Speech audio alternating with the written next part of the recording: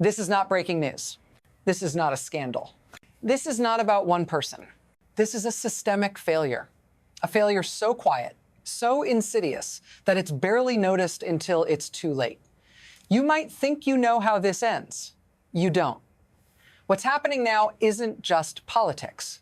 It's something deeper, something that threatens the very structure we've relied on. Right now, someone who should be stepping down, someone who should be conceding, is refusing to do either. And in doing so, they've set off a chain reaction that could fracture everything: the Constitution, the party, the people. No one is immune. You can feel it building, can't you? The quiet undercurrent, the growing tension, it's coming to a head. And it's moving faster than you think. Stay with me, because what comes next will change everything. Let's pause for a moment and look at the bigger picture. What's happening right now isn't about a single person's decisions. It's about something much larger, something that controls this entire system. It's not the Senate. It's not the courts. It's not even the president. It's the asterisk system, that has learned to run itself outside of the people, outside of the law. A system where power is brokered in backrooms, where decisions are made by the few, and where consequences don't match actions. What used to be a transparent process of accountability has now become a game of survival. It's about who holds the keys, who plays the strings, and who gets to decide who stays or goes. It's not about the rules anymore. It's about power. This is the quiet engine that has been running beneath the surface unnoticed until now. And as we speak, it's gaining momentum. This didn't happen overnight. It didn't start with a bang, but with a whisper, slow, subtle, barely noticed. Remember when this system was different? Remember when there was a clear path forward, when accountability wasn't just a distant ideal, but a practical reality? That world is gone. Over time, we normalized the small shifts. We let them slide, thinking they were temporary, thinking they didn't matter. But slow change is the most dangerous kind. And now, here we are. What was once an inconceivable breakdown has become routine. The rules aren't what they were. The system isn't what it was.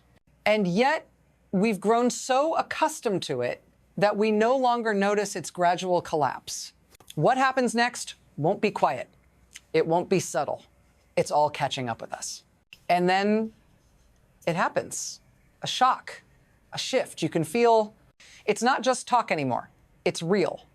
Trump, as you know, has refused to step down, and the consequences are already visible. Republicans, once loyal, now splintering.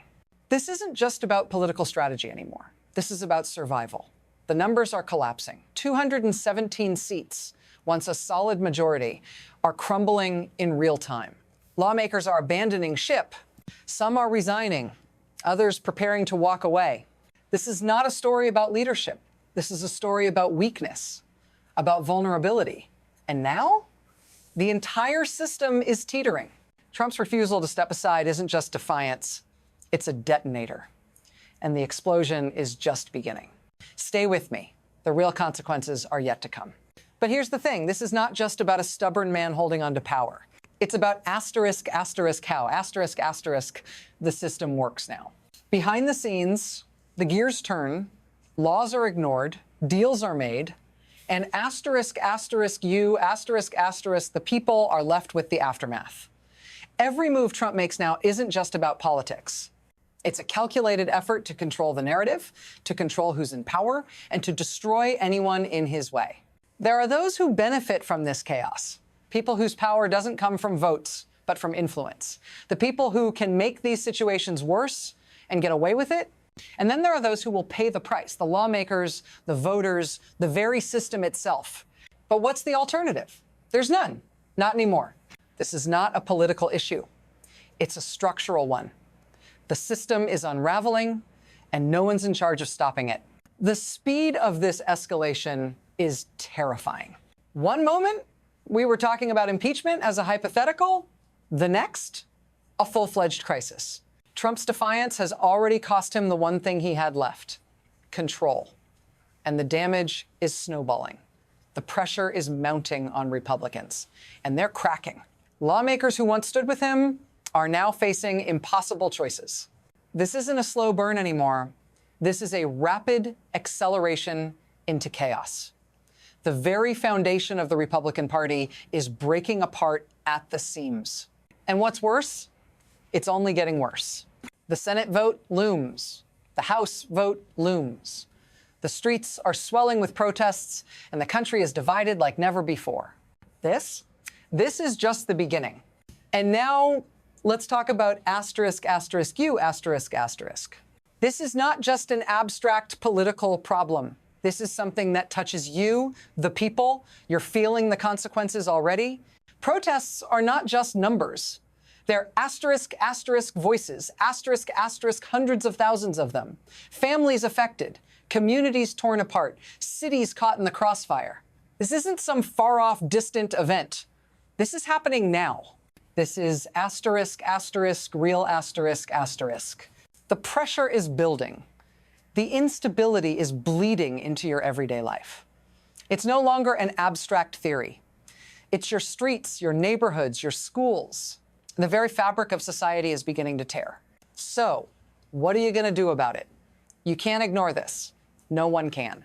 The fight is here, and it's coming to your doorstep. And this isn't just a local problem anymore. The ripple effect is global. What's happening in the US isn't contained within its borders. This chaos, it's shaking the world. Allies are uneasy. Adversaries are watching closely, waiting for cracks to appear. The instability here is becoming a threat to every nation.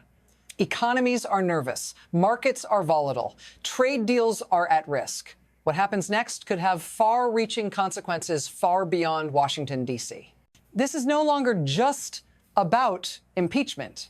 It's about asterisks, asterisks, the very credibility of the system, asterisks, asterisks. And once that trust erodes, once the world sees that even the mightiest democracy can falter, the ripple effects could be felt for years. The question is, how much longer can this system hold? So what happens now? There are three paths ahead of us. First, asterisk, asterisk, adjustment, asterisk, asterisk. The system could find a way to recalibrate. The pressure might force change reforms, realignments, a return to stability. It's possible. But it would require an impossible level of compromise, a unified force willing to reset the system that's already on the brink.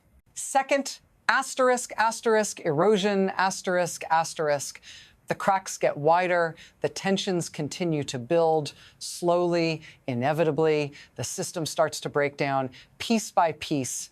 The consequences won't be sudden, but over time, the damage will compound, leading to a slow collapse of governance and trust. The system might survive, but it will be unrecognizable. And then, asterisk, asterisk, rupture, asterisk, asterisk, the point of no return. The system collapses entirely, the political structure fractures, and chaos takes over. What happens after that? No one can say for sure, but it would be a new world one we might not recognize. We're standing at the crossroads of these paths. We don't know which one we're headed down. But one thing is certain, we're moving forward, and the clock is ticking. This isn't over, not by a long shot. We're staring down a constitutional crisis, and what happens next will define the future. Will this system adapt? Will it erode? Or will it rupture entirely?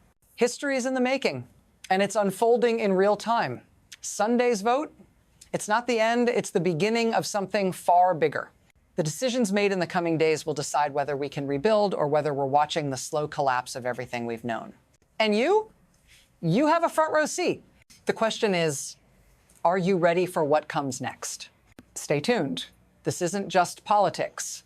This is history.